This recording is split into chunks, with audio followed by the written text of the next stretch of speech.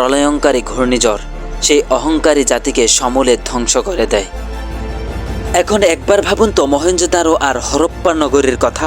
আমরা জানি না তারা কাদের উপাসনা করত, তাদের লিপির পাঠোদ্ধার হয়নি, তাই আমরা নিশ্চিতভাবে বলতে পারি না তারাই আদ জাতি ছিল। এই গান কেবল আল্লাহরই কাছে রয়েছে, কিন্তু তাদের কাহিনীতে এক অদ্ভুত সাদৃশ্য খুঁজে পাওয়া যায়। তারাও ছিল এক মহান নির্মাতা জাতি। তাদের নগর পরিকল্পনা, তাদের গান বিজ্ঞান আজও আমাদের অবাক করে। তারাও কি একসময় নিজেদের শক্তি ও সমৃদ্ধি নিয়ে অহংকারী হয়ে উঠেছিল? তারাও কি আল্লাহর দেওয়া সীমা লঙ্ঘন করেছিল? তাদের এই রহস্যময় বিলুপ্তি কি আমাদের জন্য এক নীরব সতর্কবার্তা? হাজার হাজার বছর ধরে মহেঞ্জোদারোতে এই পরিত্যক্ত নগরী যেন আমাদের দিকে তাকিয়ে একটি প্রশ্ন করেছে। একটি সভ্যতা কতটা শক্তিশালী হলে টিকে থাকতে পারে?